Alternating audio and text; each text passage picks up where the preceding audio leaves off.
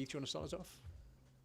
Hi, Keith. I'm guessing you went through full range of emotions this afternoon. Yeah, it was a strange one, really strange game. Lots happened, a lot of different feelings from it.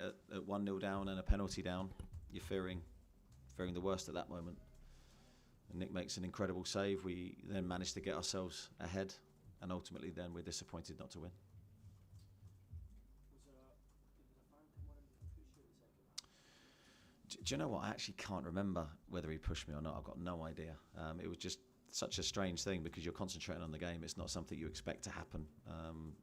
He confronted me, he said something which I can't repeat, and then he's led away. I think that's what happened, but someone might tell me different. I'm okay, yeah. I mean, I think that moments like that do make you think. You know, the safety of staff, players is paramount for me at the Premier League, any matches in the Football League. And we need to be mindful. You know, I think security is so important. Could that in the end up be a good point for you? I know it might not feel like it at the moment, but it could be a vital one. Yeah, I think maybe the longer time goes on, I think we might think that that's a really good point for us. I don't feel that now. I feel disappointed we haven't won. But yeah, depends obviously what happens after and in our next games, but it could be a valuable point. And I think coming here was always going to be difficult today. The situation that the Leeds are in, new manager, style of play, crowd. I think we've done okay. I think we could have played better, but yeah, it's the Premier League. It's never easy. Do you feel as though it's going to go to the wire? Possibly. Who knows, Keith? I think it's difficult to predict anything in football. You've seen that today with what happened in the match. But we're prepared for that. If it does, then you know that will be what we have to do. Front row. Talk about the range of emotions, but at that moment, as you say, it's so strange. It's one of those emotions, fear, when you see someone squaring up to you, basically. Yeah, I don't know if I had time to be fearful, to be honest, because it was over in a flash. But certainly, it makes you think. You know, what ifs. And I think it's moments like this that should hopefully make people think and analyse things and see how we can improve safety for, as I say, staff and players. Because no one wants to take the emotion out of the game, and it was, the atmosphere was superb, but you can't. I mean, that sort of thing spoils it, doesn't it? It takes away from what was an amazing occasion. Well, it does. If you know those types of situations, no one should have to face that. Playing a sport they love and trying to entertain the country, no one should have to feel their own personal safety is violated. So it's certainly something for us to reflect on.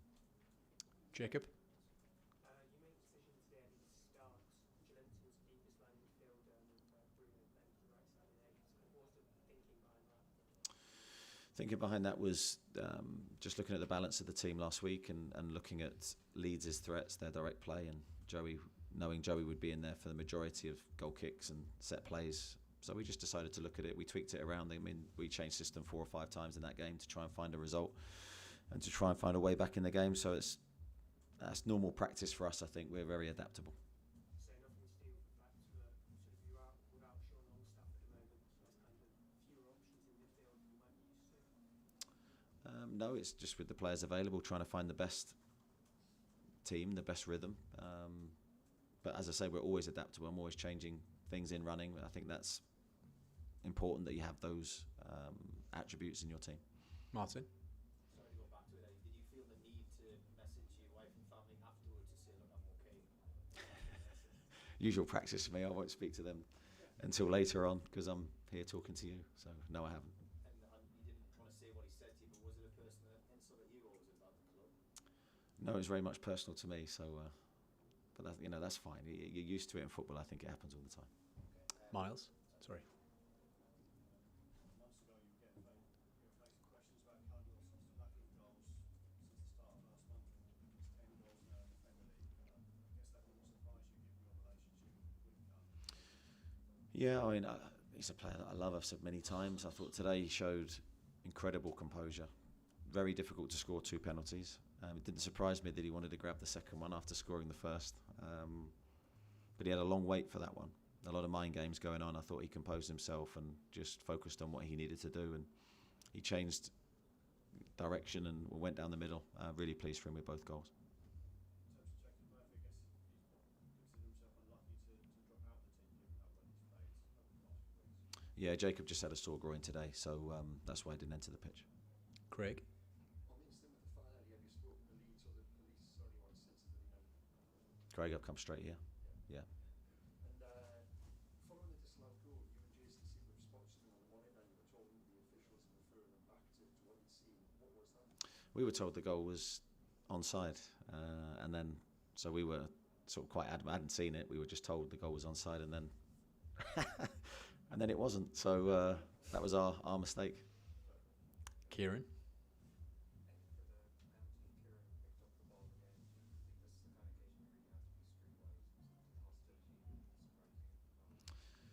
Yeah, I think it certainly helped again. I think you've got to leave the attacking player with a clear thought process. I think that would have helped Callum gather his thoughts without the aim and intensity of the Leeds players towards him. I think there was probably a feeling of them, they didn't know who was going to take it, so it was difficult then to pinpoint any type of more mind games that way. So very clever again from Trips.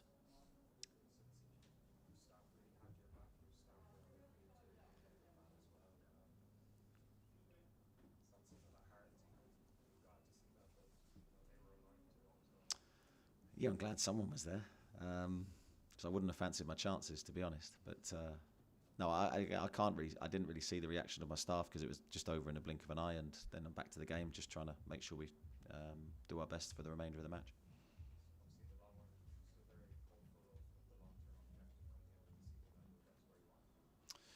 Yeah, I think we have to be very positive. I think we're disappointed not to win today. I think it was a great chance for us with the lead and not long left in the match, but we have to accept what happened. It's still in our hands. We have 3 huge games to come. I think again you have to revert back. You sometimes have to take yourself back to the start of the season and what we would have thought to have been in this position now, and everyone at the club would have taken that. So it's in our hands, and we have to be very positive about what's ahead. Jordan. I'm going to give you some maths again. 6 points needed to guarantee a top 4 finish. 2 back-to-back home games where you resigned. A really big opportunity to get over the line. Yeah, I think every time we play at home is an opportunity to win because of the conditions, the arena, the support, the confidence. We've done really well at home this season, so yeah, we love to play there. We'll go there into those 2 games with belief that we can get the job done, but it's never that easy. And it showed today because Leeds with a new manager and a style of play that's very difficult to play against in a crowd that were in the game made it a really tough match for us. I'll be watching it, yeah, but I'll be watching Leicester, preparing for that game. Martin. No. Okay. Thanks everybody. Thank you. Thanks Cheers. very much, Thank you. lads.